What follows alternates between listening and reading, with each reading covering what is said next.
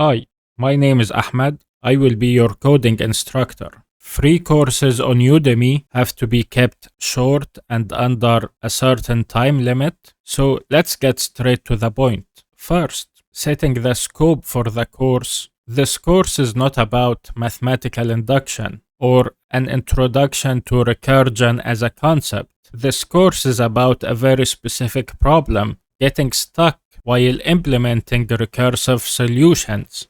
Many students might conceptually understand recursive problem solving, the idea of breaking down a problem into smaller subproblems, but get stuck translating their ideas into code.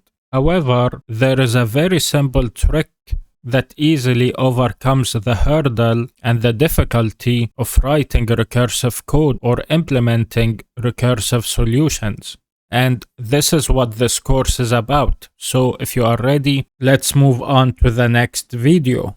The video is titled Recursive Thinking, a Conceptual Walkthrough, and the video titled The Pyramid Drawing Problem, Implementing the General Solution, are considered prerequisites to the so-called trick. We consolidate all the information presented in those introductory videos into a simple trick to quickly and correctly implement recursive functions. If you jump directly to the video concerned with presenting the trick and have no understanding of what's being presented, I would advise you to watch the previous videos. Now, a bit of a disclaimer. Unfortunately, when describing a recursive strategy to solve a problem, the reason why we chose this strategy and why it works only becomes apparent at the last step of the strategy. So if you are confused regarding why we are choosing to break down a complex problem into smaller subproblems in a certain way, just stick with the explanation. It will all be justified in the end. Secondly, the utility of resorting to a recursive strategy is emphasized when tackling complex problems, not simple ones. Thinking about complex problems is difficult enough. A problem-solving strategy that allows us to break down a complex problem into smaller or simpler subproblems often provides really elegant solutions that sidestep all the complexity of the original problem. Often when using recursion on a simple problem, as we will do in the first introductory videos, seems silly, and it also seems to overcomplicate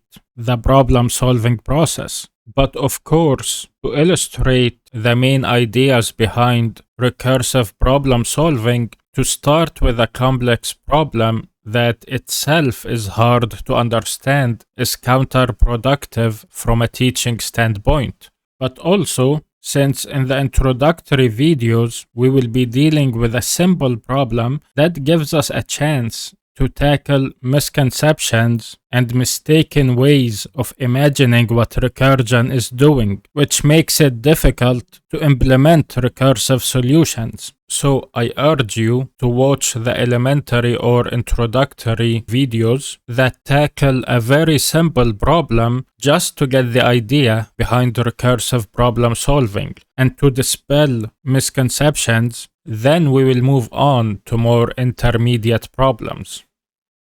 To introduce this trick, we will first present some general concepts related to recursion. We will tackle the simple problem of drawing a pyramid to the screen. Then we will move on to more intermediate problems. Even if you think this is an extremely simple problem or that it is a problem that could be easily solved iteratively without the use of recursion, the exact logic that we will use to solve this problem will be applied to solve more intermediate or complex problems.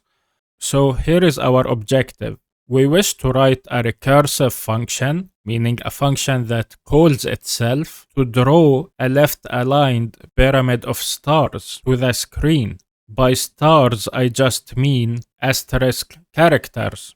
We can call each row or line of stars a level.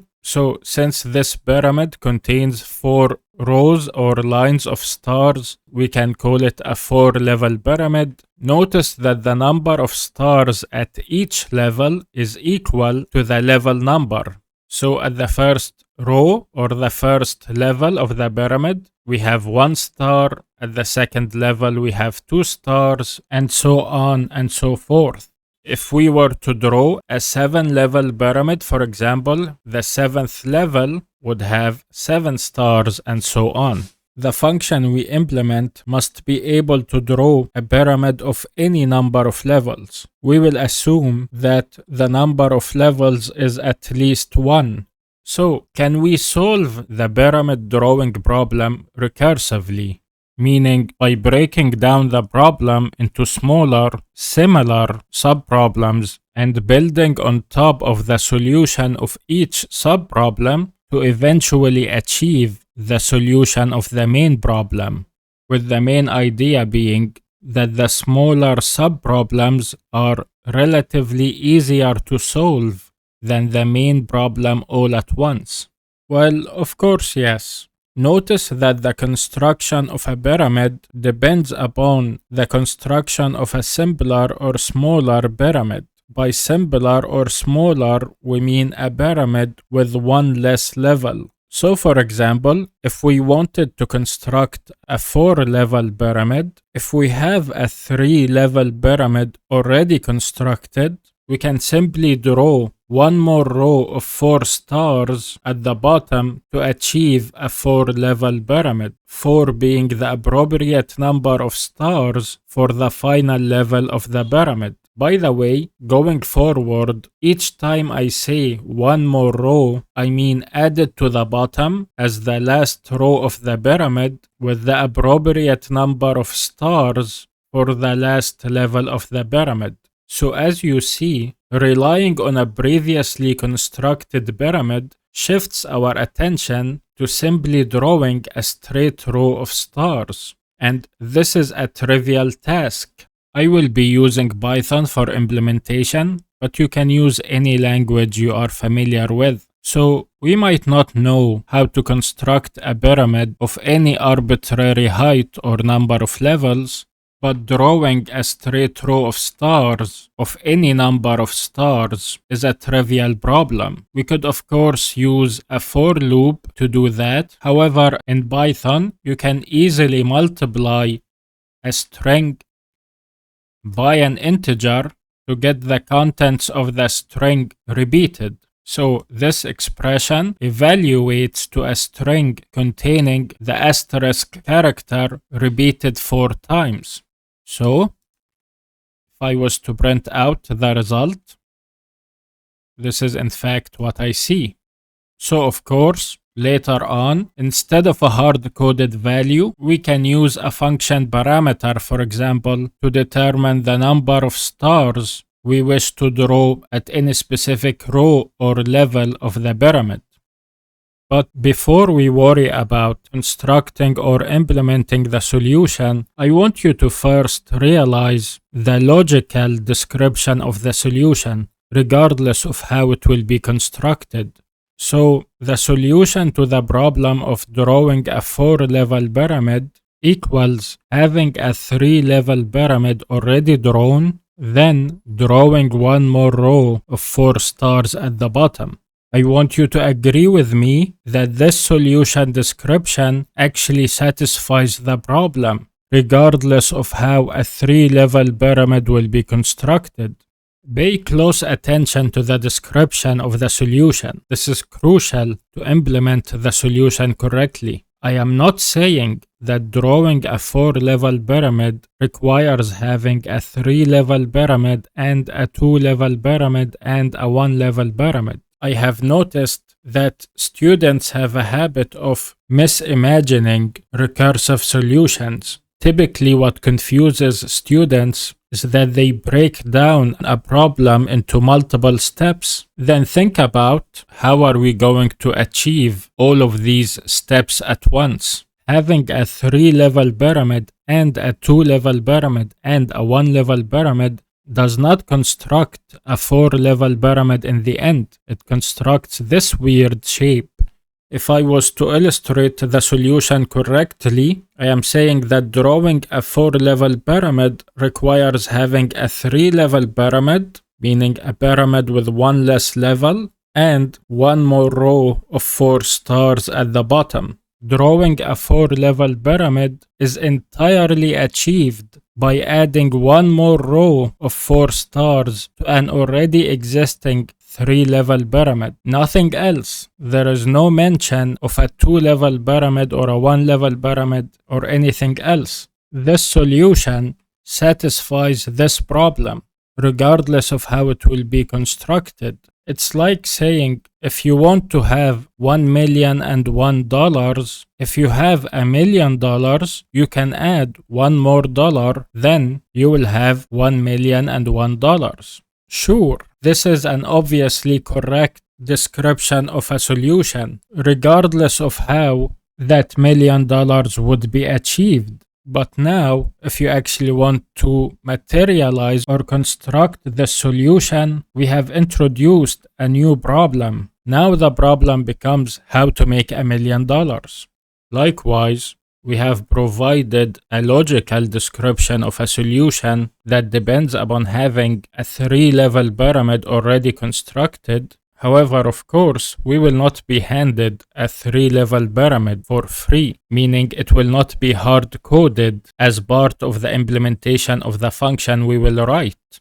So, since our solution depends upon having a 3-level pyramid, we are now facing the problem of constructing a 3-level pyramid. So, now we can change how we describe things a bit. We can now change our language to speak in terms of problems, not solutions. So instead of saying the solution to the problem of drawing a 4-level pyramid consists of having a 3-level pyramid already drawn, then adding one more row, we can say that the problem of drawing a 4-level pyramid can be broken down to the problem of drawing a 3-level pyramid, then adding one more row of 4 stars. So, since we have broken down the main problem of drawing a 4-level pyramid into a smaller or simpler problem of drawing a 3-level pyramid and an extra step of drawing a final row, we call the smaller problem that we are dependent upon a subproblem. So, to illustrate this better, since we will add later to this series of steps involved in our solution, solving the main problem of drawing a 4-level pyramid depends upon solving the subproblem of drawing a 3-level pyramid.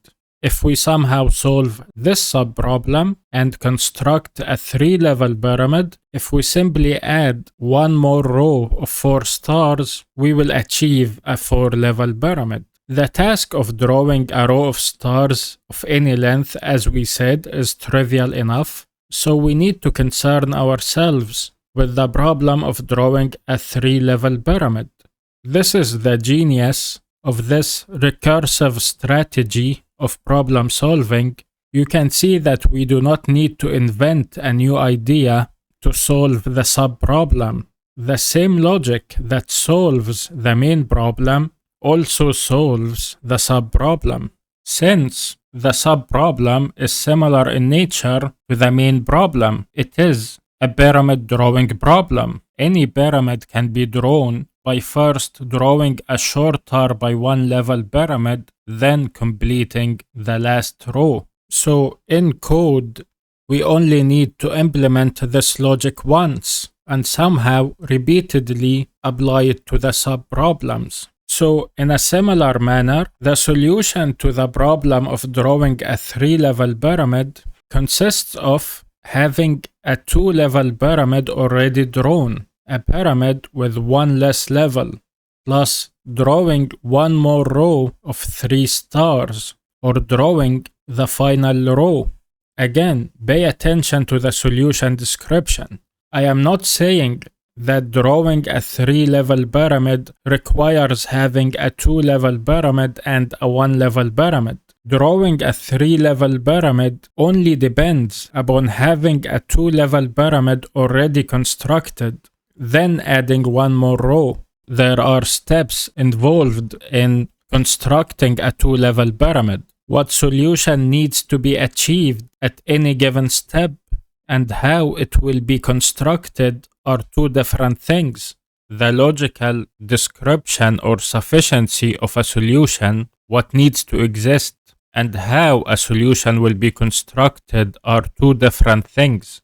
It's like saying if I have concrete walls, I can build a room. Having concrete walls, meaning concrete walls existing, solve the room building problem. Notice how we just described a valid solution to the problem at hand without thinking about how there is labor that needs to pour concrete and form the walls and maybe transport them to you. There are steps involved in the construction of each concrete wall, but the existence of the concrete walls, regardless of how, is what solves the problem. Building a room depends upon having concrete walls, regardless of the fact that having or constructing concrete walls itself has other dependencies. Each problem or subproblem depends upon having the subproblem immediately before it already solved.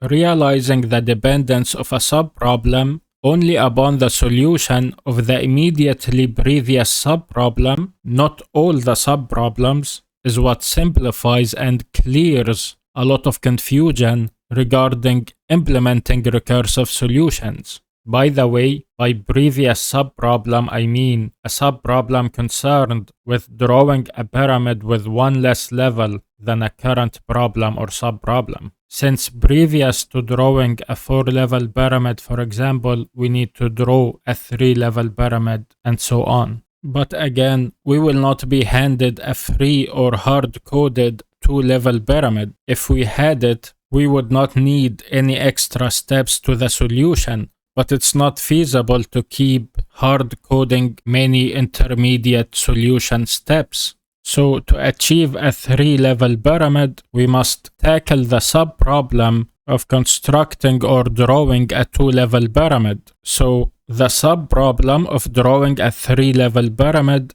depends upon solving the subproblem of drawing a 2-level pyramid. Once we solve this subproblem, once we have a 2-level pyramid, we could draw one more row at the bottom containing 3 stars and achieve a 3-level pyramid.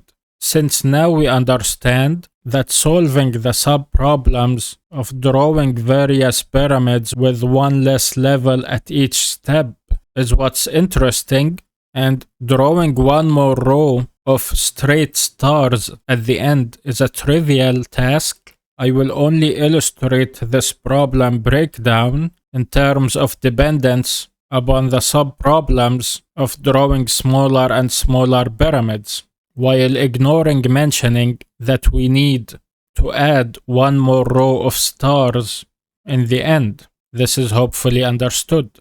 Also notice, to illustrate that a problem or a subproblem only depends upon the solution of the immediately previous subproblem, you can see from this diagram that the transition between any two problems or subproblems is self-contained. Meaning, if we had a 3-level pyramid, regardless of how we solved the subproblem of constructing or drawing a 3-level pyramid, simply by drawing one more row makes us achieve the solution to the 4-level pyramid problem.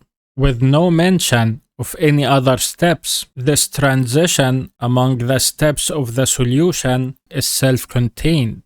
Concisely in the language of logic, what we are saying is, if the 3-level pyramid subproblem was solved, then the 4-level pyramid problem would be solved by simply adding one more row, with no mention of any steps required to solve the subproblem. we need to build only upon the solution of the immediately previous subproblem, and also if the solution of the two-level pyramid subproblem was achieved, simply adding one more row achieves the solution to the three-level pyramid drawing subproblem. Again, the transition between these two subproblems, meaning that the solution of one achieves the other, is self-contained. This description of the solution is true regardless of speaking about any other subproblems before or after, regardless if constructing a two-level pyramid involves other steps or not. Again, logically, concisely, what we are saying, if the two-level pyramid subproblem was solved, then the three-level pyramid subproblem would be solved by adding one more row. So, since our solution depends on it, we now have to tackle the subproblem of drawing a two-level pyramid to the screen. But of course, we can realize that the same strategy applies. Drawing a two-level pyramid requires having a pyramid with one less level, meaning a one-level pyramid, than drawing the final row of two stars. So the subproblem of drawing a two-level pyramid depends upon solving the subproblem of drawing a one-level pyramid. However, now we have reached a fantastic situation. We depend upon solving a subproblem that is so trivially solved. The subproblem of drawing a one-level pyramid is so trivial, we can simply hard-code the solution. A one-level pyramid is simply a single star. So to solve the one-level pyramid subproblem, we do not have to apply any complex logic. We do not have to think about multiple levels to a pyramid. We do not have to break down the task at hand. There aren't any extra steps involved. We can simply draw one star and we would solve the subproblem of drawing a one-level pyramid. If you imagine we had nothing on screen to draw a one-level pyramid, we can simply draw one star. And the other subproblems can be solved incrementally from the solution of the trivial one-level pyramid case. Since the solution of any subproblem differs by just one row of stars from the solution of a preceding subproblem. Notice, this chain of dependency can now unroll to achieve the solution of the main problem. Remember that solving the two-level pyramid subproblem depended upon having the solution to the one-level pyramid subproblem. You can imagine if a one-level pyramid was drawn to the screen, you can complete a two-level pyramid by simply drawing one more row of two stars.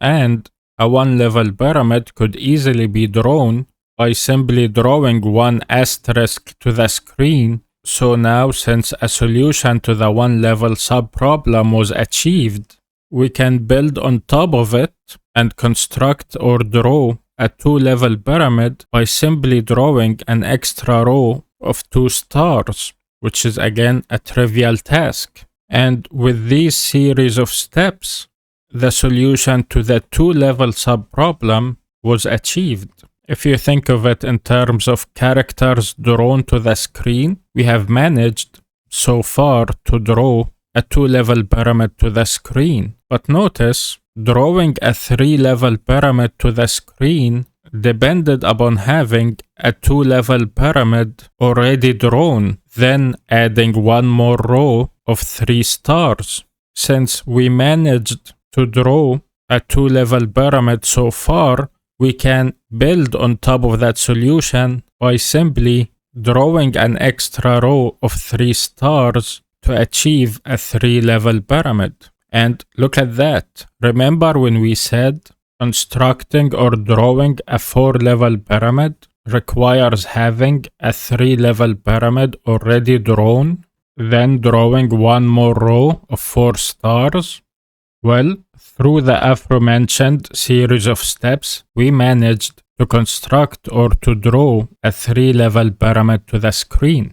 So we can simply build on top of what's already achieved or on top of that solution and draw the final row of 4 stars to achieve a 4-level pyramid. And with that, we managed to solve the main problem at hand. But I want to reiterate the point about misimagining what recursion is doing. If what you imagine or understand as a recursive approach to this pyramid drawing problem is relying upon smaller and smaller pyramids as if we will stack pyramids on top of each other, that is incorrect. If we have a small one-level pyramid, it is not the case that we need to add a 2-level pyramid on top of it to reach some kind of next step in the solution. If we have a 1-level pyramid, we only need to add an extra row of 2 stars to the bottom to achieve a 2-level pyramid. We have added a row of stars, not another pyramid. Once we achieve a 2-level pyramid, for example, we need to add just one more row of 3 stars to achieve a 3-level pyramid. It's not the case that once we achieve a 2-level pyramid, we need to draw a 3-level pyramid on top of it. Of course, with one more row of 4 stars at the bottom, we would achieve a 4-level pyramid. With the strategy we are following, we are not constructing multiple separate pyramids with different heights or number of levels. We are constructing one pyramid incrementally, increasing in height or number of levels with each step of the solution. You can think of these pyramid levels as milestones to be reached. It's like saying a 1-level pyramid becomes a 2-level pyramid by adding one more row, and a 2-level pyramid becomes a 3-level pyramid by adding one more row, and so on and so forth. Notice that the last step of this process is what actually achieves a 4-level pyramid. Regardless of how the previous 3-level pyramid was achieved, this detail will become crucial to implementation. So, regardless of how we will implement the solution, I hope you agree that the series of steps we described in the previous video actually solve the problem at hand. And I want you to pay attention to how we decided to solve this pyramid drawing problem. We decided to solve the pyramid drawing problem by deferring computation. So what does deferring computation mean? When breaking down the main problem into smaller sub-problems, at each step or at each sub-problem, we didn't solve the sub-problem, we only specified that we need to solve the sub-problem. We didn't perform any actual computation to solve the sub-problem. We only specified that to solve the 4-level pyramid drawing problem, we need to solve the 3-level pyramid drawing problem, and to solve the 3-level pyramid drawing problem, we need to solve the 2-level pyramid drawing problem, and so on. However, since the solution of a subproblem depends upon the solution of a previous subproblem, we need to stumble upon a solution of a subproblem magically, or more technically, without further dependency, to build the solution to other subproblems on top of it. Or else the dependency chain of subproblems will go on forever. Computationally, if we naively implement an algorithm to draw a pyramid by first drawing a pyramid of one less level, a computer executing this algorithm doesn't know intuitively where to stop if you ask it to keep decrementing the pyramid levels by 1. Then it keeps decrementing that number basically forever. This is why, without a proper base case, students typically mistakenly write recursive functions that go on forever. However, we do not have to wait for magic. Once we implement our solution, we are guaranteed to stumble upon a solution of a subproblem since we will hard code it. This is what is typically known as the base case. It is the subproblem at the end of the dependency chain of subproblems, whose solution can be trivially acquired, in many cases simply hard-coded, without any other dependency, and the solution to other subproblems can be incrementally built on top of it. In our problem, we chose to hard-code the solution to the one-level pyramid drawing subproblem. This is the smallest or simplest instance of the pyramid drawing problem that its solution doesn't require any further dependency. So what's the main idea here? Break down or reduce a complex problem into smaller subproblems of a similar nature. In our example, each of the subproblems is still a pyramid drawing problem until a trivially solved subproblem can be reached. The trivial instance of the problem is typically called the base case. The trivially acquired solution of the base case can be used as a basis to incrementally build the solution to all other subproblems, eventually culminating in constructing the solution of the main problem. By the way, in the context of the pyramid drawing problem, each time I said building on top of the solution of a previous subproblem, I meant drawing one more row at the bottom of the pyramid, increasing the pyramid height or number of levels. I hope that was clear from the context. So, to practically see this problem-solving strategy at once, using a larger example, without abstractly talking about dependency chains, if we wish to draw a 10-level pyramid, we can recognize that drawing a 10-level pyramid could be achieved by first drawing a 9-level pyramid, then drawing one more row, or the final row. And how would we tackle the problem of drawing a 9-level pyramid? Exactly in the same way, using the same strategy, by first drawing a pyramid of one less level, an 8-level pyramid, then adding one more row, and so on. At each step, we can draw a pyramid of any number of levels by first drawing a pyramid of one less level, then completing the final row. And this logic applies to a pyramid of any number of levels. And notice, if you start with any number of levels that's higher than 1, you could always decrement the number of levels to reach the trivial case of a 1-level pyramid. So a 2-level pyramid, for example, depends upon first drawing a 1-level pyramid, and that is trivially achieved.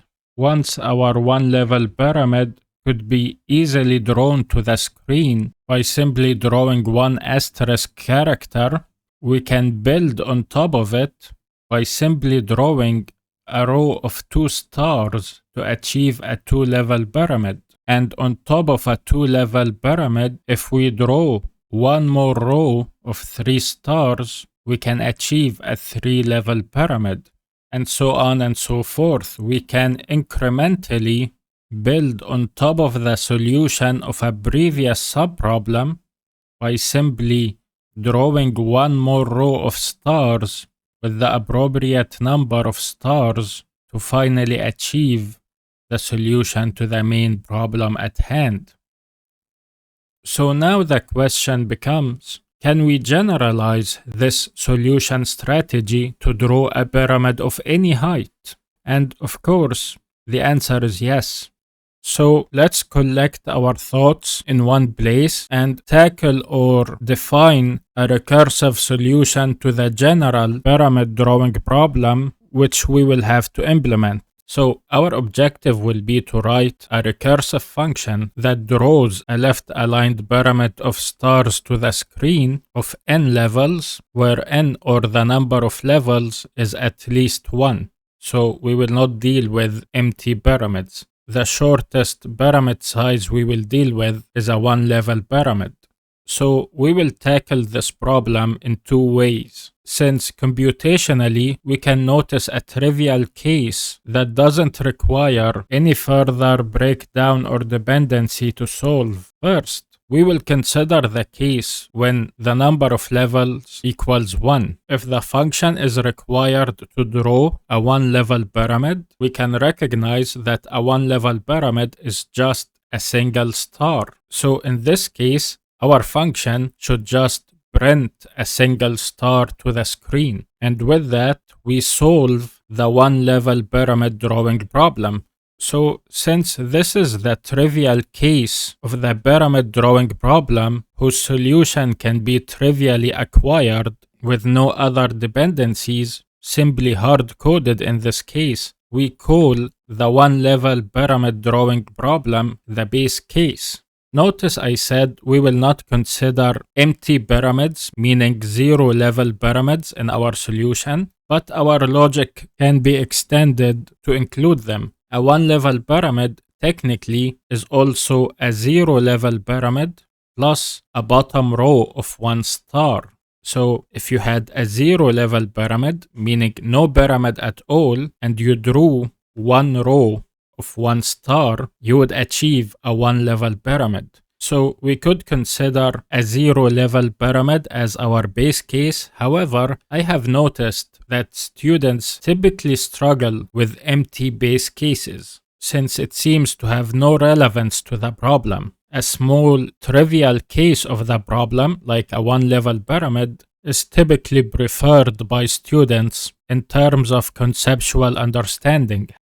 Secondly, we will consider the case when the number of levels is larger than 1. So the case where the pyramid to be drawn will have multiple levels, not just one. And our solution strategy will be what we previously discussed to break down the problem into smaller, similar sub-problems. Notice that I did not specify smaller by 1. We need to decide a strategy to reduce the problem size at each step when creating subproblems in a way that guarantees the correctness of our solution. The pyramid drawing problem is such an easy problem that it's kind of clear what we should do, but still I want to walk through the logic of how we will decide to break down the problem into smaller subproblems, so when you tackle more complex problems, you are aware of the points that will be made. If you implement a recursive binary search algorithm, at each step you reduce the problem size by half, not necessarily by 1. And similar means that each subproblem is still a pyramid drawing problem. So the same logic that solves a subproblem solves any other subproblem. Now notice the second case where the number of levels is larger than 1 is the case whose solution requires a further breakdown of the problem. So we will call this case the recursive case.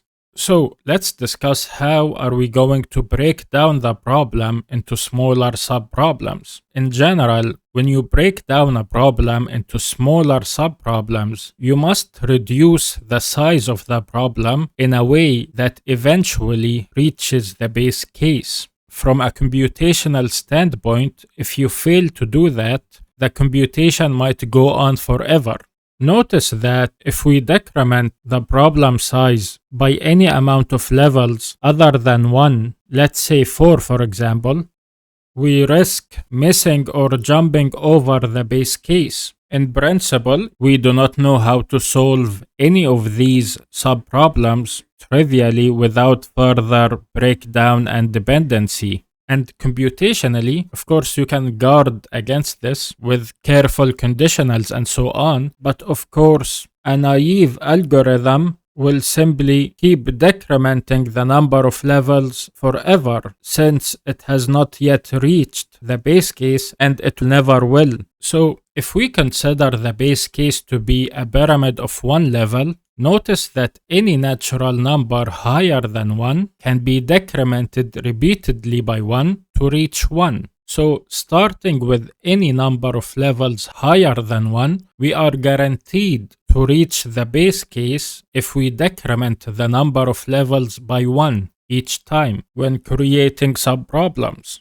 But also, a major problem with choosing any other decrement size than 1 is that any other decrement size doesn't actually solve the general pyramid drawing problem. Let's say we choose a decrement size of 4. The same logic applies for any number other than 1. And let's, for the sake of simplicity, assume a base case of 0 levels. If after we solve the base case, we keep adding 4 more rows at each time, notice we can only draw pyramids whose number of levels is a multiple of 4. So for the recursive case, our solution strategy will be to break down or reduce any given pyramid drawing problem into a smaller by 1 level pyramid drawing subproblem, then complete or draw the missing or reduced bottom row of stars. This process of reducing a pyramid drawing problem into a smaller instance of the pyramid drawing problem must stop once we reach the base case, which doesn't require any further breakdown. So let's examine, does this solution description work in general for the recursive case without being tied to a specific number of levels? So in general, an n-level pyramid can be drawn by first drawing an n-1 level pyramid, a pyramid of 1 less level, then adding 1 more row of n stars at the bottom. In the language of subproblems, we can say solving the n-level pyramid drawing problem depends upon first solving the n-1 level pyramid drawing problem, then adding an extra row of n stars at the bottom. Our strategy specified that we must reduce any given pyramid drawing problem by 1 level until we reach the base case. So assuming we have not reached it yet, how do we solve the n-1 level pyramid drawing problem? By first drawing an n-2 level pyramid, then completing the bottom row. Notice that the number of stars in the bottom row we need to complete is always equal to the number of levels of the pyramid we primarily wish to draw, not the reduced by 1 level smaller pyramid. So going back to the main problem, if at any given step we have not reached the trivial 1 level pyramid case, we would have to keep reducing the pyramid by 1 more level, then completing the bottom row, and we can keep doing so repeatedly, reducing the pyramid by 1 level each time, creating more and more subproblems reduced by 1 level each, until we reach the subproblem of having to draw a pyramid of 1 level, which we are guaranteed to reach. And how do we tackle the subproblem of having to draw a 1 level pyramid, which is our base case? Our solution strategy specifies to simply print 1 asterisk character to the screen. With that, the 1 level pyramid drawing subproblem is trivially solved. Now, after each subproblem is solved, we have specified that we need to draw an extra row of stars. Notice that if we draw an extra row of 2 stars after the base case has been solved, we will solve the 2-level pyramid drawing subproblem. However, any 2 consecutive subproblems differ by only 1 bottom row. So drawing 1 more bottom row as specified after each subproblem has been solved would incrementally solve all the subproblems of higher and higher levels, eventually reaching the desired level, whatever n the number of levels that we started with was. So this problem solving strategy does in fact, at least logically, work. And notice, with this illustration, I have made it seem that the number of levels must be high for this strategy to work, but this strategy will work for a pyramid of any number of levels greater than 1. It does not have to be an extremely tall pyramid with many levels to reduce. So for example, if we have to draw a 2-level pyramid following our same strategy, we will first draw a shorter by 1-level pyramid, meaning a 1-level pyramid, which is our base case. Then we would have to draw one more row of 2 stars, the bottom row after a 1-level pyramid. Of course, solving the 1-level pyramid drawing problem is trivial. We will simply draw a single star to the screen. Then we will draw the extra row that we specified of 2 stars. With that, we solve the 2-level pyramid drawing problem.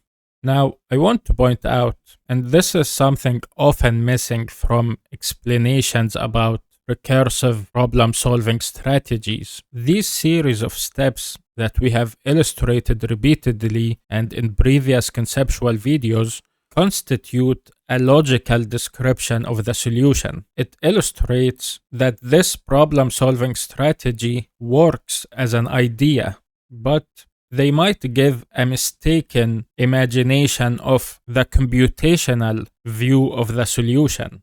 In this video, we will tackle the computational view of our recursive problem-solving strategy. In a sense, the previous videos discussed the logical view or the logical validity of our recursive problem-solving strategy.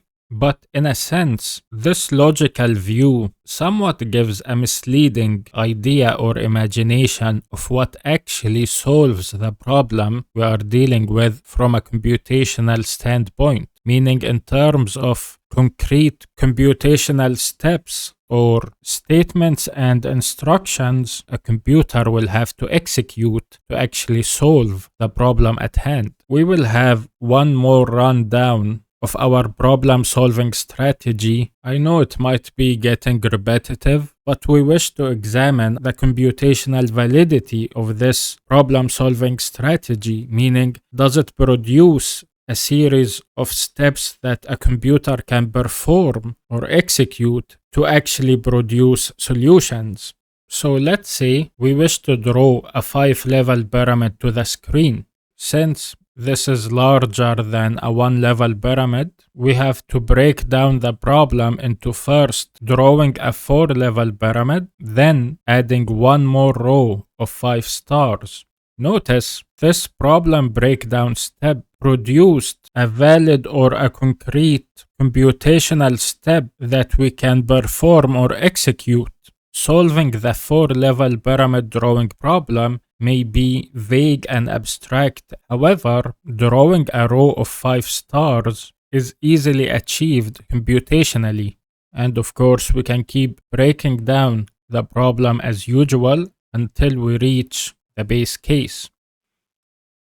Notice, each time we reduced the size of the problem we have to solve, we are producing or generating concrete computational steps that are easily computed and performed. We are not only left with the abstract or logical notion of sub-problems. Notice, so far, through all the steps we went through, we have not drawn any stars to the screen yet.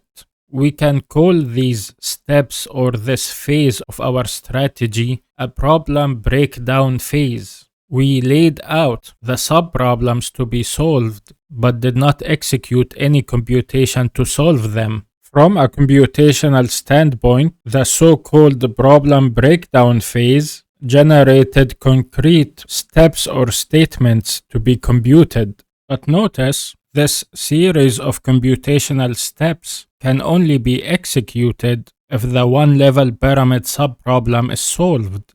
According to our strategy, only once we have a 1-level pyramid drawn to the screen, we can draw one more row of 2 stars and so on. And computationally, we will write code that executes the hard-coded solution of the 1-level pyramid drawing problem once the main problem was sufficiently broken down enough to reach the base case. So in terms of control flow, we can then execute all of the so-called computational steps in the correct order. Notice the hard-coded solution of the base case is simply to draw a single star to the screen. Logically, we have broken down the main problem into a series of sub-problems, and by drawing a single star, we have solved the first of such sub-problems, the one-level pyramid drawing problem.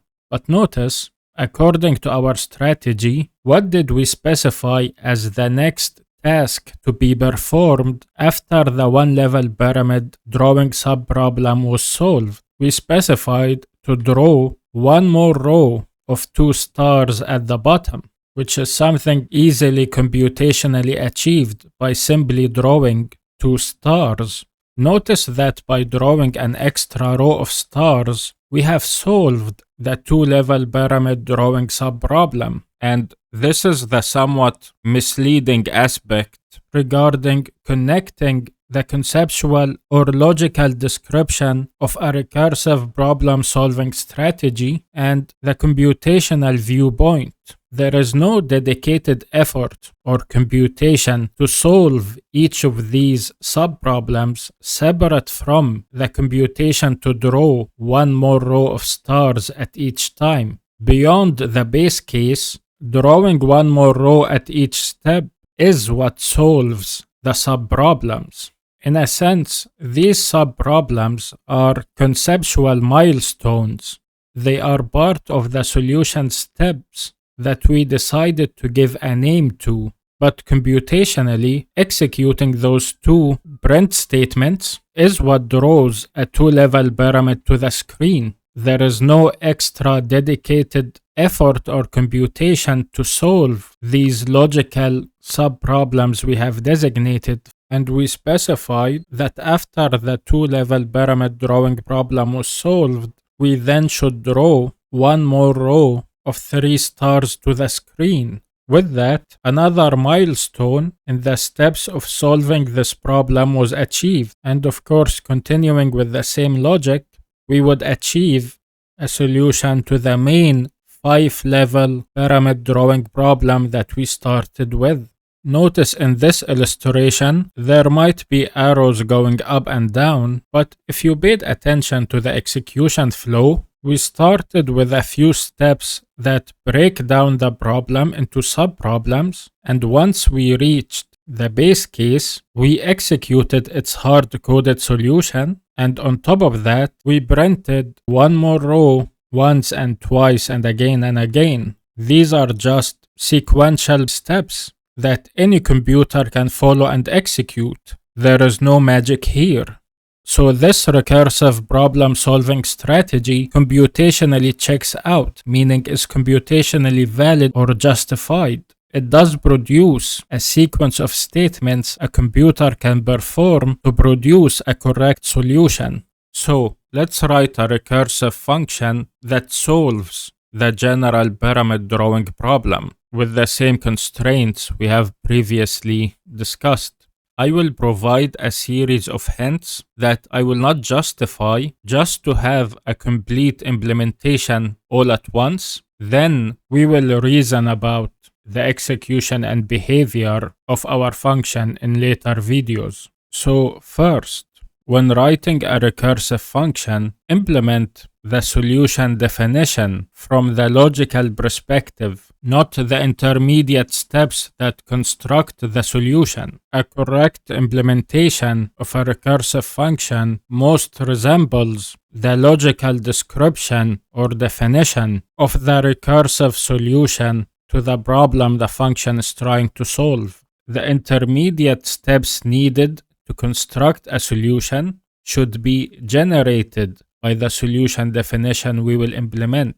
We should not type them manually as part of the implementation of a recursive function. So how do we logically define a recursive solution? First, specify what the base case is and the logic that solves the base case separate from the recursive case. Secondly, specify the logic that solves the recursive case in terms of reliance upon already having the solution to the immediately previous subproblem. Remember that logically, in the context of recursive problem solving, the solution of a problem or a subproblem only depends upon the solution of an immediately previous subproblem. This is a point I kept re-emphasizing. For example, to draw a 4-level pyramid, we only need to have a 3-level pyramid already drawn to the screen, then add one more row of 4 stars. Likewise, to draw an n-level pyramid, we only need to have an n-1 level pyramid already drawn to the screen, then add one more row of n stars.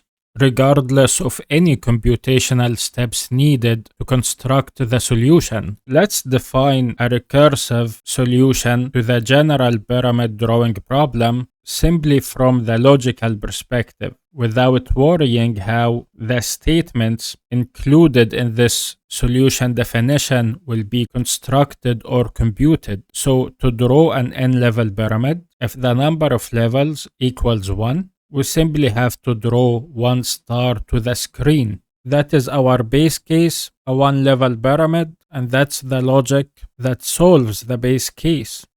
Else, if the number of levels is higher than 1, we will assume to have the solution to the immediately previous subproblem. So we will assume to have an n-1 level pyramid already drawn to the screen. You can think of it as having a statement in our solution definition or description that just gives us an n-1 level pyramid drawn to the screen for free without worrying about how it will be constructed or computed. So how do we continue defining the solution? Well, given this assumption, if we have an n-1 level pyramid already drawn to the screen, all we need to do to reach a complete solution is to draw an extra row of n stars.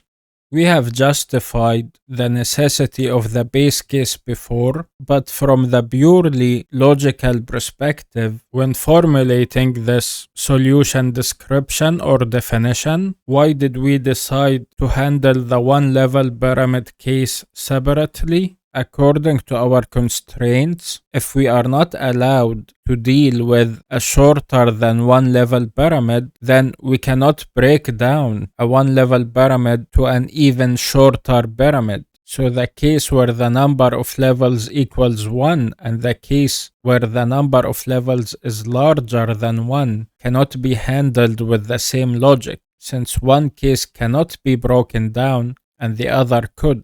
That's why logically, the case of a 1-level pyramid is handled separately, and I urge you to run some numbers in your head to see does this solution definition logically solve the general pyramid drawing problem or not, just as an idea regardless of how the solution will be constructed or computed. So obviously, if we wish to draw a 1-level pyramid, this solution description provides the correct answer. If we wish to draw a 15-level pyramid, for example, this solution description says if you were to have a 14-level pyramid already drawn to the screen, you simply need to draw one more row of 15 stars after that, which obviously achieves a 15-level pyramid. Now, in terms of implementation, in places where you assumed to have a solution to a previous subproblem, in code, simply replace those statements with the recursive call of the assumed subproblem. So in code, we will have to replace this assumption or statement in our solution definition with a recursive call with the appropriate argument size. So if we were to define a draw pyramid function with a parameter called n to represent the number of levels of the pyramid to be drawn, we would need to replace this statement with a recursive call with the argument being n-1. Notice this solution description not only gave us where to place the recursive call in the function implementation and what's the correct argument size, the size of the immediately previous subproblem that we assumed to have a solution for, but also this solution description told us what to do after the recursive call and also told us what to do before the recursive call. Nothing. We do not need to do anything before the recursive call. So this implementation strategy of first sketching out a logical description of the solution with the assumptions we have made informed us where to place the recursive code and what to do around it, meaning before and after. Now, you will notice if we translate this solution description into code, basically verbatim, we will have a working, properly implemented function that solves the pyramid drawing problem recursively. So, let's define a function. Let's call it draw pyramid, for example. Let me specify a parameter called n to represent the number of levels. And let's first handle the base case separately. So if n equals 1, if we wish to draw a one-level pyramid, all this function needs to do is print 1 star to the screen. By the way, if you are unfamiliar with Python, the print function in Python adds a new line character in the end by default, so we do not need to manually move to a new line each time we draw a row or a level of the pyramid. To tackle the recursive case, our solution description says to place a recursive call with the argument being n-1, then to draw one more row of n stars. So we can simply print an asterisk character multiplied by n, which gives us a string of n asterisk characters. Notice, if I was to test this function, let's say we wish to draw a pyramid of 5 levels. If I was to execute the script, it does produce the correct solution. It draws a 5-level pyramid to the screen. You can try yourself a few other test cases. Notice this function does nothing if provided an argument value less than 1. However, generally, you should be careful in testing and validating the input provided to recursive functions, since some input values may cause the recursion to go on forever. However, we will not spend any time testing the validity of inputs in this course simply to focus on the main idea.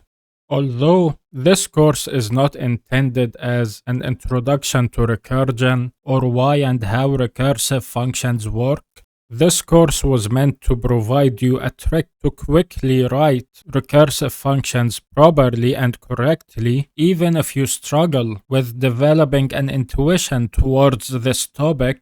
In upcoming videos, we will consolidate all of what we have discussed so far in the course into a simple trick to simply and quickly implement recursive functions without needing to go through all of this mental and logical effort. However, even if besides the main goal, let's go through why this code works. Specifically, I believe you might have an issue with how does the recursive call actually draw an n-1 level pyramid to the screen such that we can simply complete it with a row of n stars. It seems like this recursive call magically worked.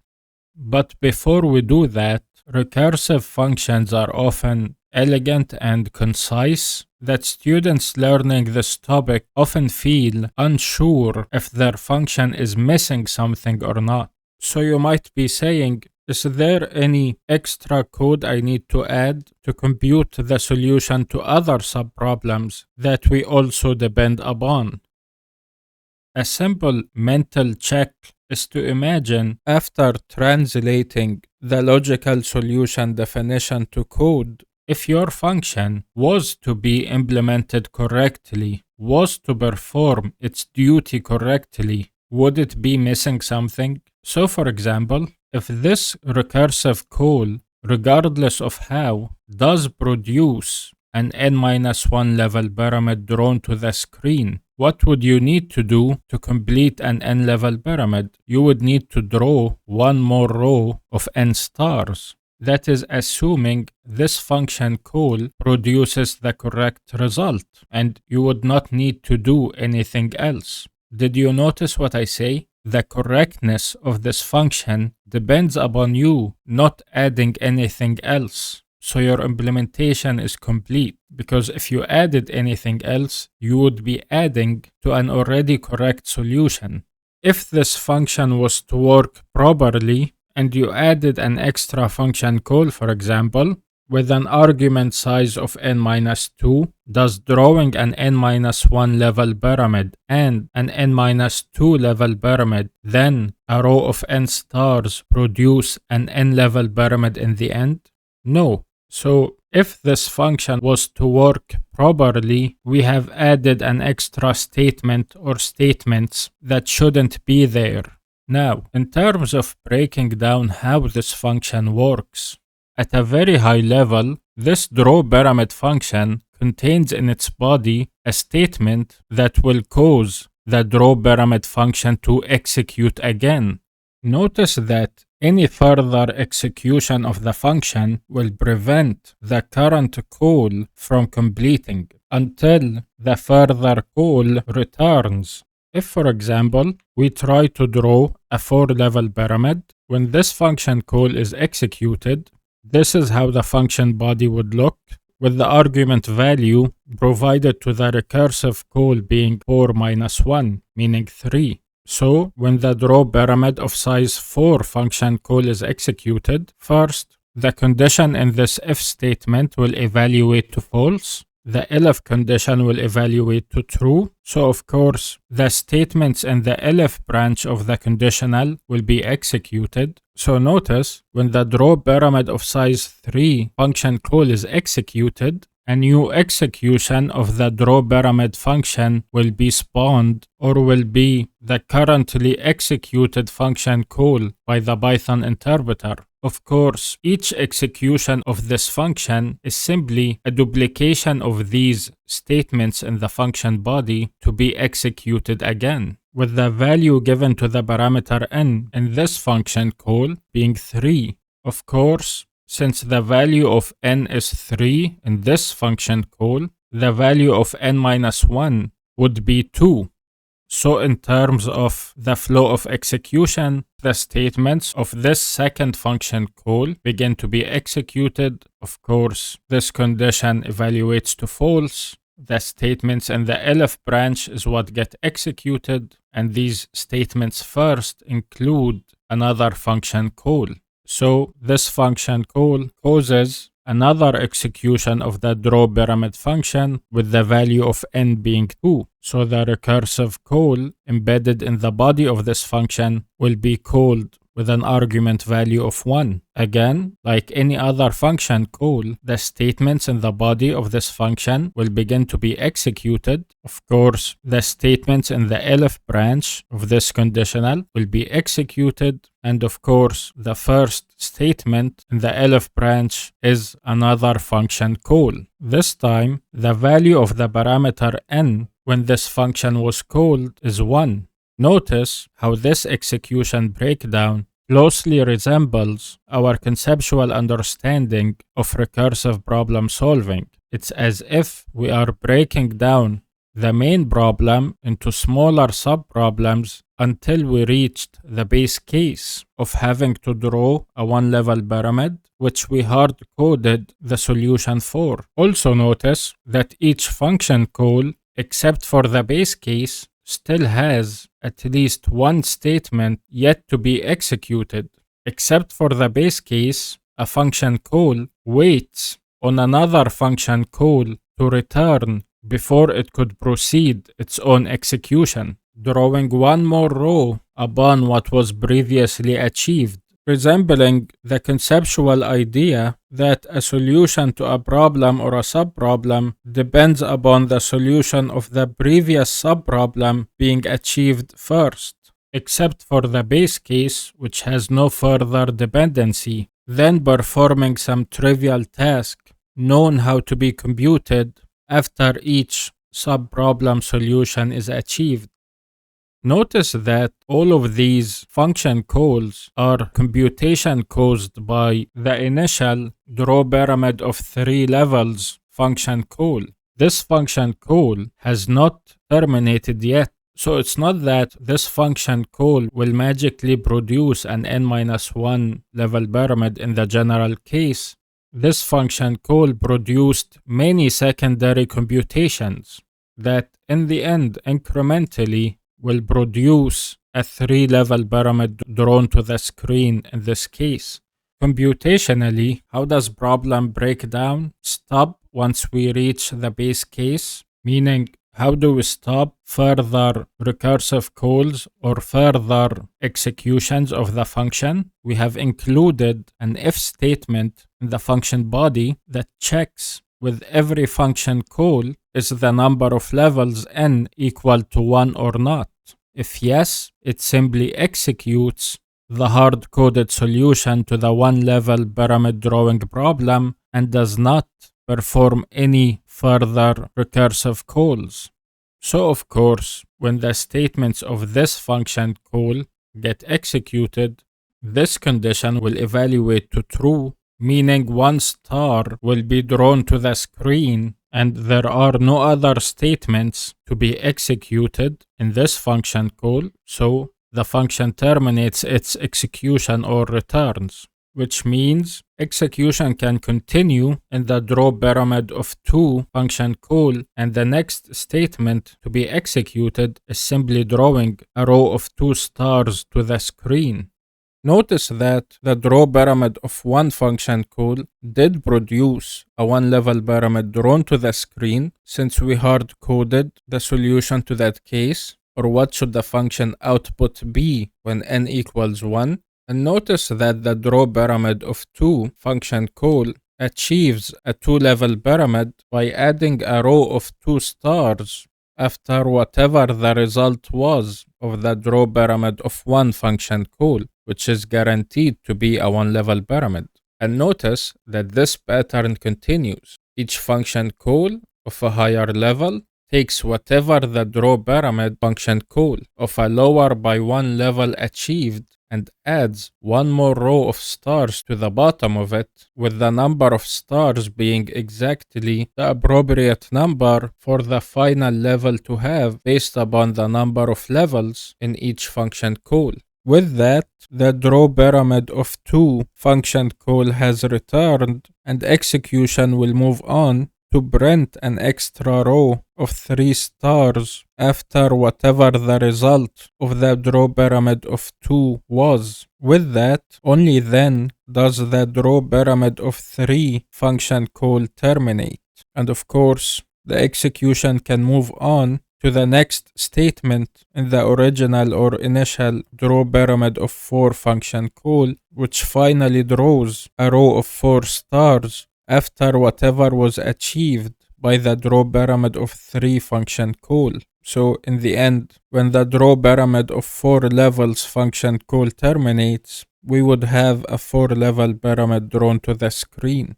So why did I show you the execution breakdown of the draw pyramid function in the previous video? Although it is my personal belief, tracing the execution of a recursive function doesn't actually help in writing recursive code. I showed you the execution steps of a recursive function just to guarantee you that there is no magic happening. However, I also want to point out, as you notice, implementation of recursive functions requires a different mindset, almost a logical mindset, a mindset different than thinking about computational details. In fact, thinking about all the details involved for a recursive function to produce a solution correctly often leads to a mistaken implementation where statements are added when they shouldn't be. So keep that in mind as we move on to the next section.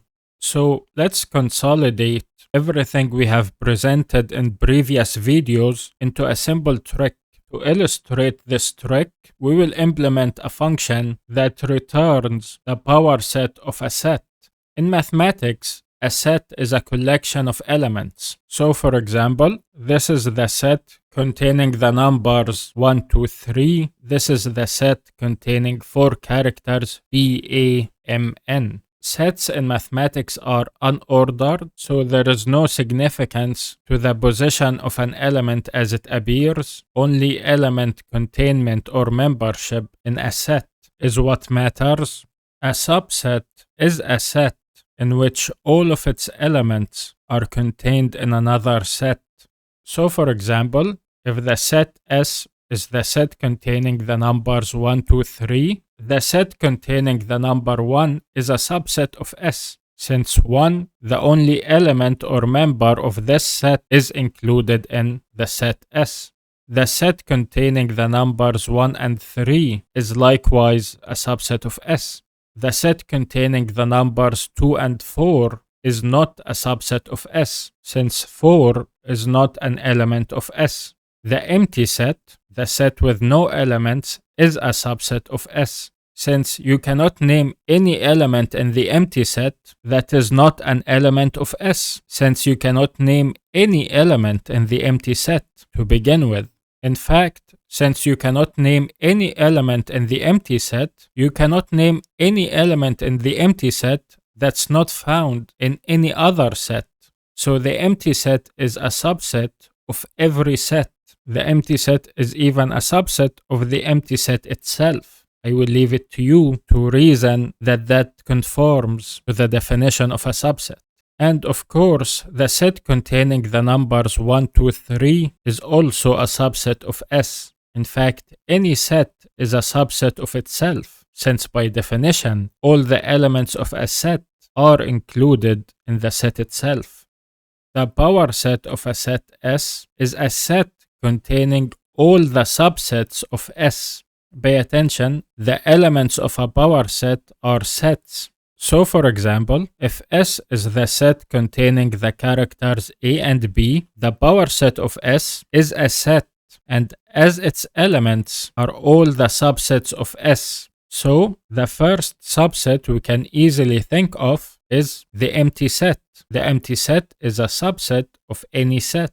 Also, the set containing only the character A is a subset of S. The set containing only the character B is a subset of S. And lastly, the set containing A and B is a subset of S.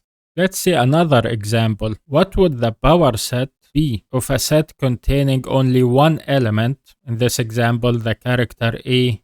Well, if we list all the subsets of S first, the empty set is of course a subset of S, then the set S itself, the set containing only the character A, is a subset of S, and these are the only two subsets of S. Okay, let's see one more example. If S is the set containing 3 elements, the characters A, B, C, what would the power set of S be? Well, first, the empty set is a subset of S. The set containing only the character A, the set containing only B, the set containing only C are all subsets of S. The set containing the character A and the character B, the set containing the character B and the character C, the set containing the character A and the character C, and finally the set S itself. So in total, there are 8 sets in the power set of S in this example. Now, let's have a bit of an unusual example. If the set S is the empty set, a set that contains no elements, what would the power set of S be in this case? Well, it would only be a set containing the empty set, since the empty set is the only subset of the set S. The empty set is a subset of every set, including the empty set. So if a set contains no elements, then its power set is a set containing the empty set. Pay close attention to the description. The power set of S is not an empty set. The power set of S is a set containing one element, namely the empty set. And as you notice, when thinking about recursively implementing a powerset function, having to calculate the powerset of an empty set is a good base case. It's the simplest instance of the powerset problem, whose solution can be trivially acquired. But first, can we solve the powerset problem recursively? Yes. Notice the powerset of a set depends upon the powerset of a smaller set. So we could reduce solving the powerset problem to first solving a smaller instance of the powerset problem. Specifically, the powerset of a set can be constructed by first computing the powerset of the same set but reduced by one element.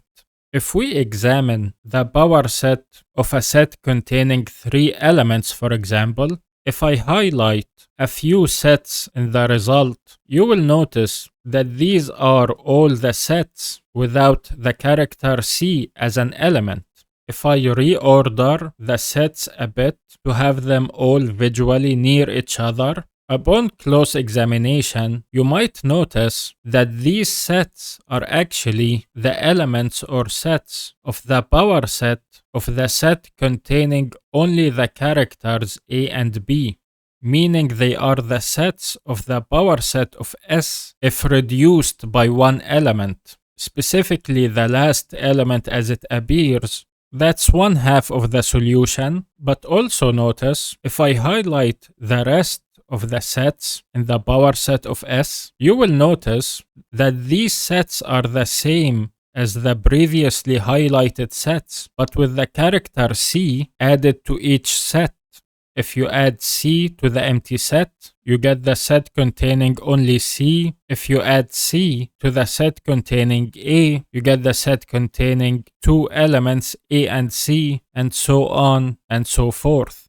But notice, said another way, the second half of the sets in the power set of S are the sets of the power set of A and B, but with C added to each set. So you notice, if we exclude one element, namely C in this case, and only calculate the power set of the reduced by one element set, we can construct the solution to the power set of S. More concisely, the power set of S in this case will include the sets of the power set of the set containing A and B and the sets of the power set of the set containing A and B with C added to each set. C is the element we chose to exclude when calculating the power set of this smaller or reduced by one element set.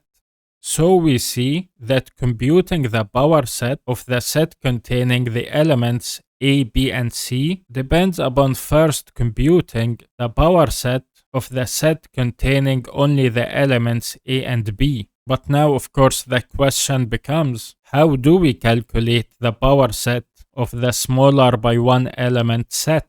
And again, if you pay attention to the result we are trying to compute, you will notice that the same strategy applies. Any power set problem can be solved by first solving a smaller by one instance of the same power set problem, except for computing the power set of an empty set, which cannot be reduced any further, which we will handle separately. So if we are trying to compute the power set of the set AB, you will notice if we simply exclude an element, I'm choosing to exclude the last element as it appears, but sets in mathematics are unordered, you will notice that half of the answer consists of the sets in or of the power set of the set A. And the other half of the answer also consists of the set of the power set of the set containing A, but with B, the excluded element added to them. So once again we see that computing the power set of a certain set can be achieved by first computing the power set of the same set reduced by one element.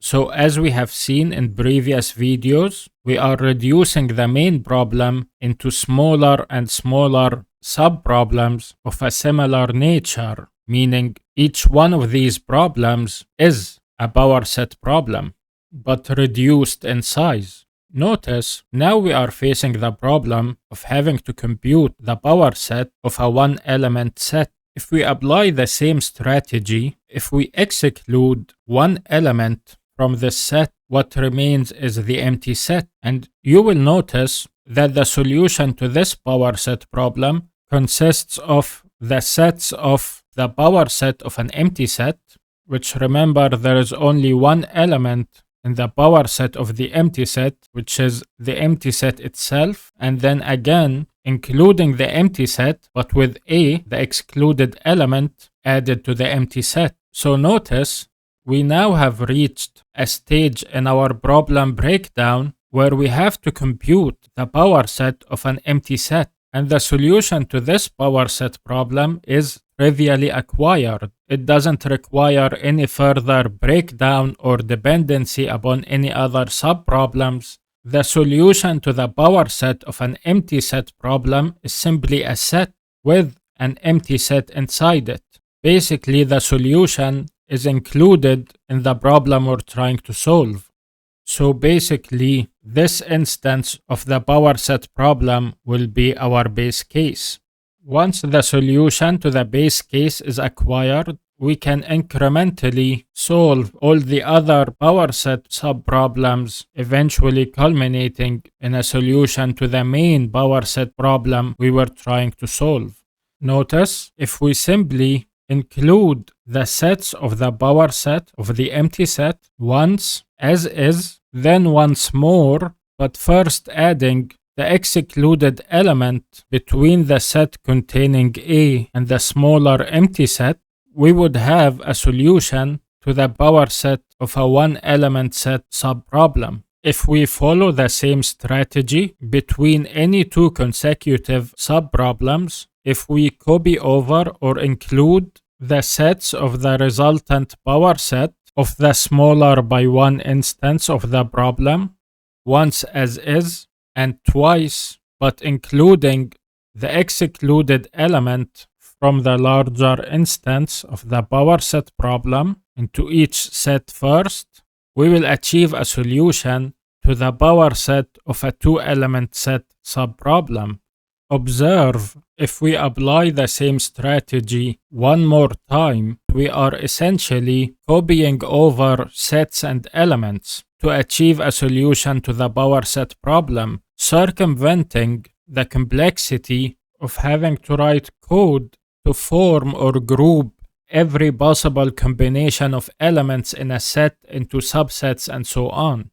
So that was just a small example involving computing the power set of a three-element set. This isn't the place to prove that this algorithm works for the general case, so we will just take it as a given that this problem-solving strategy works for the general case of computing a power set of a set containing an arbitrary number of elements. So, if we were to more concisely describe our solution strategy, in general, the power set of a non-empty set can be recursively constructed as follows. First, compute the power set of the same set but reduced by one element. Secondly, include the sets of the reduced power set that was calculated in step 1 as is. Then include the sets of the reduced power set once again, but with the excluded or reduced element added to each set.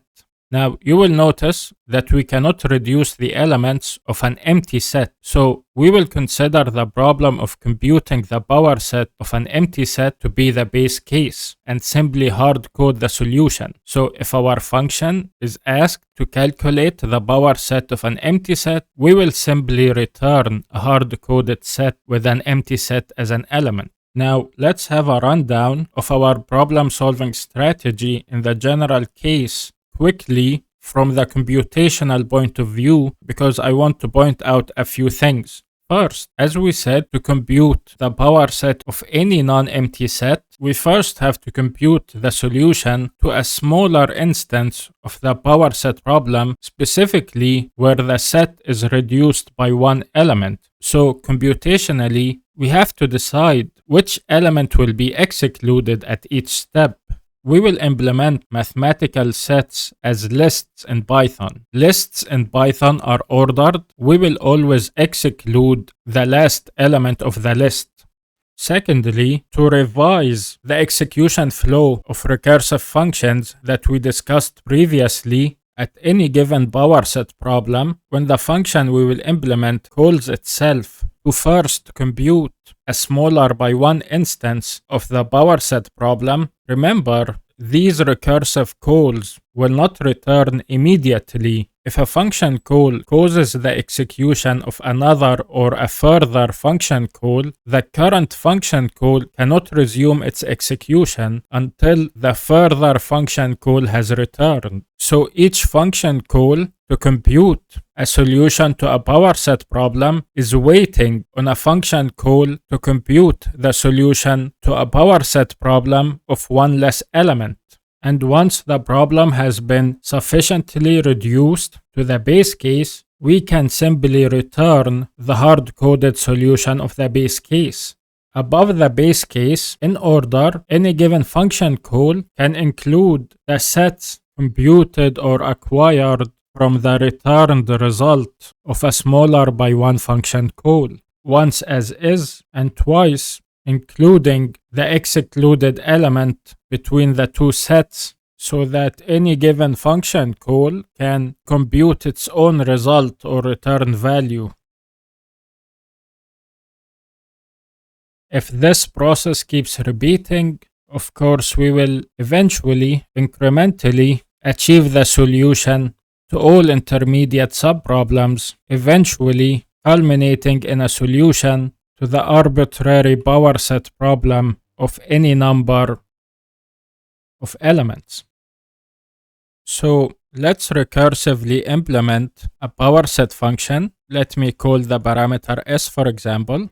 S will be a list. Mathematical sets will be implemented as lists. Now, as stated previously, when implementing a recursive function, let's implement the base case separately. So if the number of elements in S equals 0, we will simply return a list with an empty list inside it. To represent a set with only the empty set inside it, in Python, an empty list is falsy, so there are more implicit ways to write this condition. Now, if S is not empty, meaning we have to calculate the power set of a non-empty set, remember that a power set is a set populated by subsets. So you can think of a power set as an outer set containing other sets inside it as elements. So let me create an empty list to represent that outer set, and then we will populate this output list with the subsets of S, then return it. So now that we are implementing the recursive case, you might have an intuition that somehow you must make a recursive call, but a major sticking point when making a function call itself is that you do not know yet what the function returns or what task it performs, since the implementation of the function is incomplete. The returned value of the recursive call might depend upon what comes after, the statements in the body of the function after the recursive call. However, what comes after might depend on the return value of the recursive call. So this is the point where many students get stuck and are unable to proceed implementing a recursive function. So here is the trick.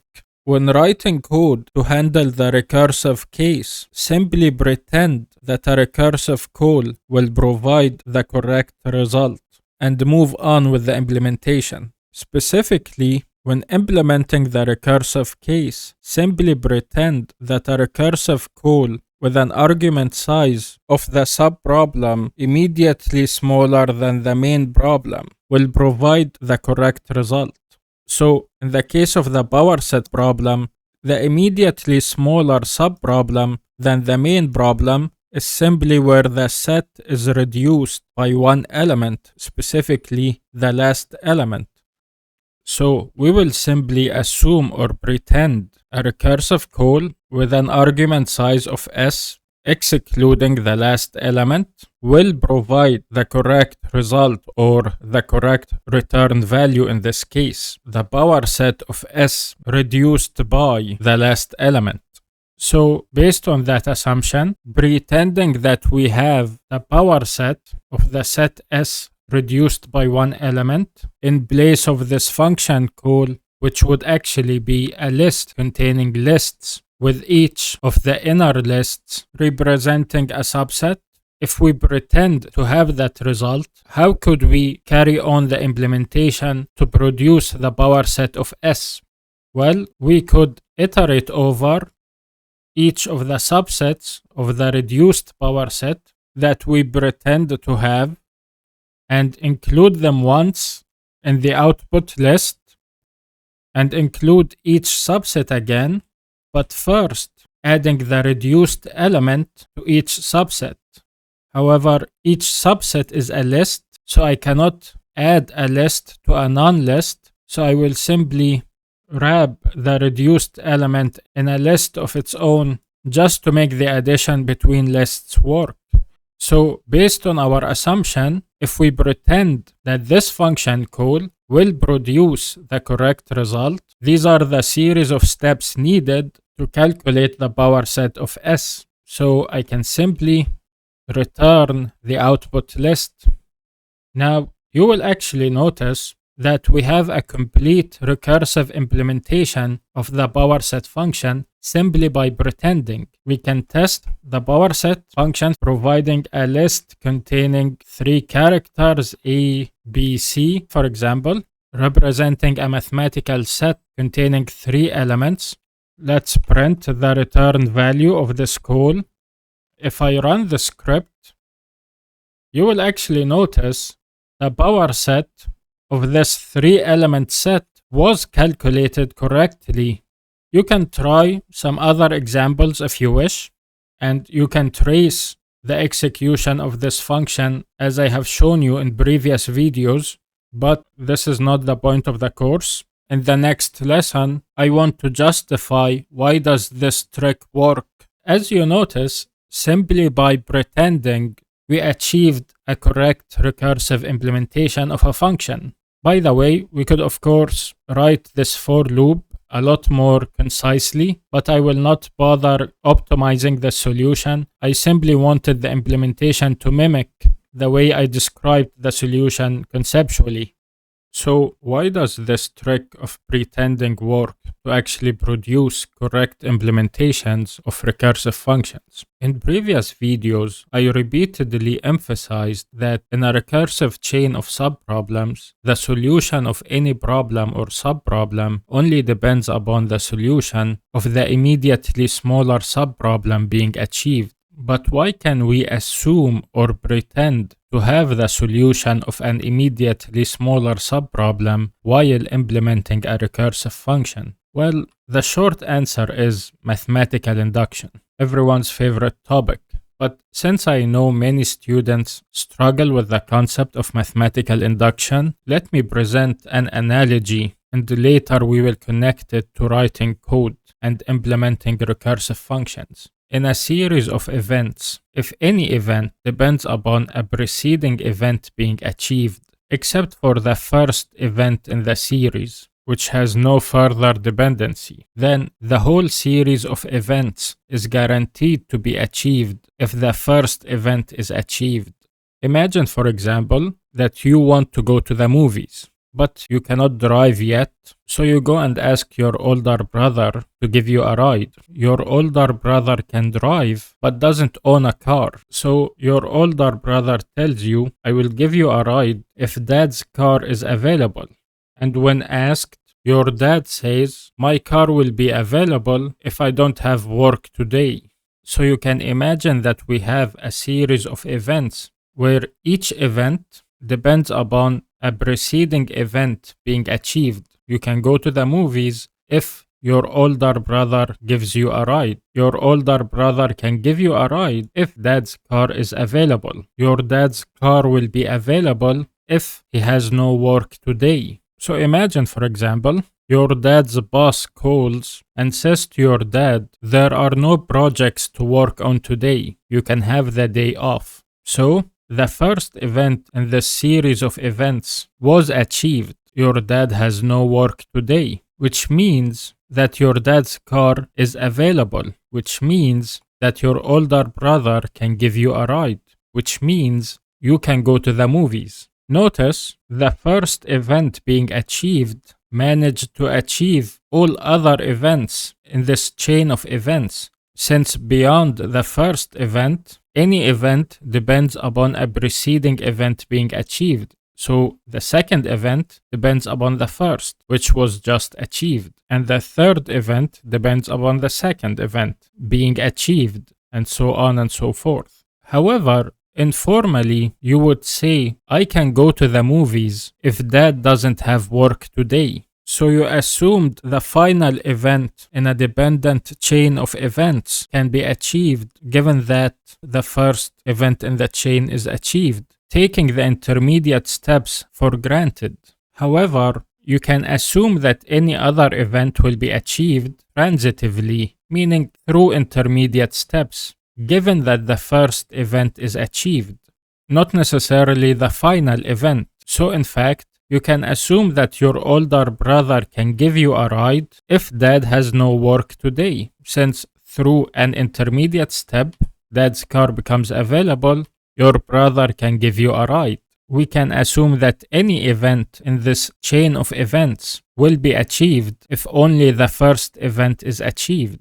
Likewise, with the exact same logic, in a series of function calls where the correct result of each function call depends upon the correct result of a preceding function call, you can assume the correctness of any function call, given that the function call at the end of the chain of dependent function calls provides the correct result. So, for example, in the case of recursive functions, where we have a series of function calls decreasing in argument size, where the correctness of the result of any or each function call depends upon the correctness of the result of a preceding or a smaller instance function call, if only the function call at the end of this recursive chain of function calls terminates providing the correct result, either the correct task to be achieved, as in the pyramid drawing problem, or the correct return value, as in the powerset problem, then all other function calls will provide the correct result. Since, just like a series of dependent events, in a series of dependent function calls, if the first function call to terminate provides the correct result, then the second function call to terminate, whose correctness depends upon the correctness of a preceding function call, can now terminate with the correct result. Obviously, if each remaining function call depends upon the correctness of a preceding function call, then this pattern will continue with all the remaining function calls terminating with the correct result.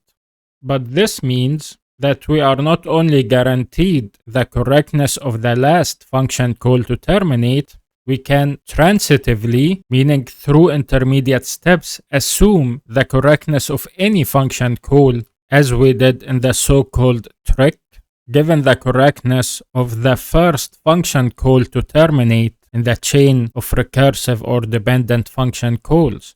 And why could we use this assumption? Since the first function call to terminate in a recursive chain of function calls is the function call concerned with providing a solution to the base case, which we know for a fact will provide the correct result, since we will hard code the correct result. So, given the base case is implemented correctly, a correct implementation of a recursive function can assume the correctness of any other so-called smaller instance function calls. When defining recursive solutions to problems, sometimes the solution to a problem or a subproblem depends upon the solution to multiple smaller instances of the problem. Also, multiple base cases might be involved. In the classic Towers of Hanoi problem, each step of the solution depends upon the solution of two smaller subproblems. The Towers of Hanoi problem is often presented in many different contexts to teach various methods of counting with implicit assumptions about counting the minimum number of steps to perform a task and so on. However, when writing code, we simply want to print or produce a series of steps to move the tower of disks from rod A to rod B given certain constraints. The well-known constraints of this game or of this problem is that disks can be moved one at a time, and a larger disk can never be placed on top of a smaller disk. So we can label the rod we wish to transfer disks from as the source rod, and the rod we wish to finally transfer the tower of disks to as the destination rod, while having a third auxiliary or temporary rod that we can place or transfer disks to temporarily to facilitate the movement of the disks according to constraints. To produce a series of moves to move a tower of n disks from rod A to B, the recursive solution typically defined for this problem is to produce a series of steps to move n-1 disks according to constraints to rod C. Notice that moving multiple disks is not a valid move. How to move an n-1 tower of disks from a rod to another according to constraints is a subproblem we are creating, reducing the size of the problem we have to deal with from a tower of n disks to a tower of n-1 disks. If the n-1 tower moving subproblem is solved, then to continue the series of moves to achieve our goal, we would have to move a disk from rod A to rod B according to constraints, which is trivially achieved. Then we would have to produce a series of moves to move a tower of n-1 disks from rod C to rod B according to constraints, which is another n-1 instance of the tower moving problem that we have to solve. Notice that while solving any given subproblem, the labels of the towers might be changed according to what function do they serve. So for example, when solving the n-1 tower moving problem from rod C to rod B, rod C is considered the source rod while rod B is the destination, with rod A as the temporary or auxiliary rod used to facilitate this movement according to constraints.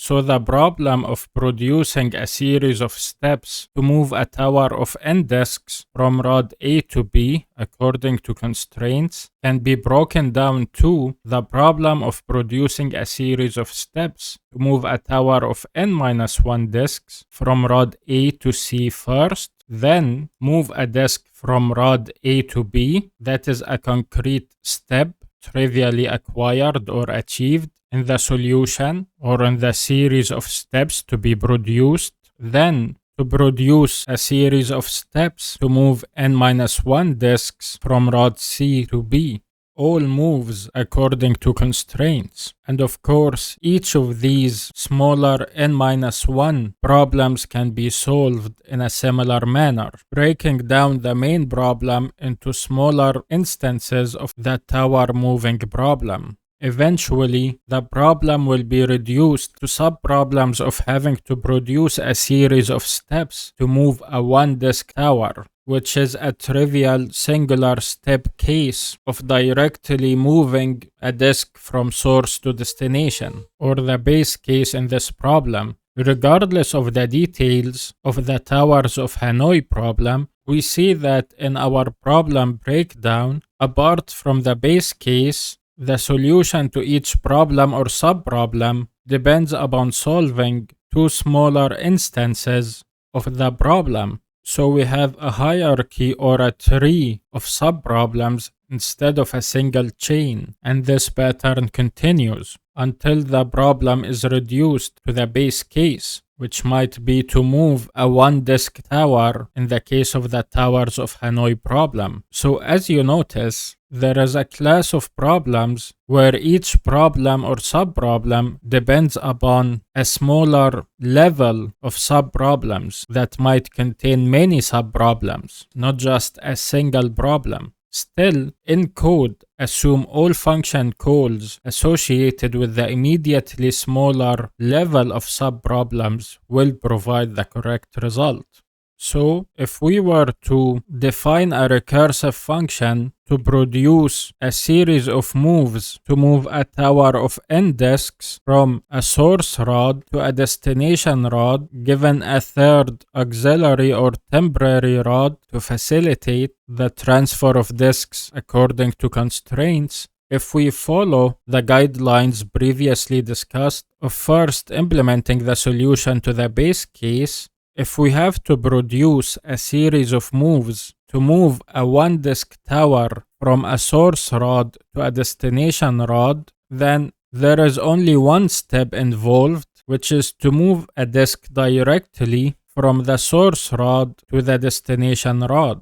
Now, when implementing the recursive case, if we pretend or assume function calls associated with the immediately smaller level of subproblems than the main problem we are trying to solve will produce the correct result, meaning if we assume a call to produce the steps to move an n-1 tower of disks from what was originally the source rod in the main problem to what was originally the temporary or auxiliary rod in the main problem, with the middle or destination rod provided in the main problem acting as the auxiliary temporary rod, and also if we assume a call to produce the steps needed to move an n-1 tower of disks from the temporary rod of the main problem acting as the source of this movement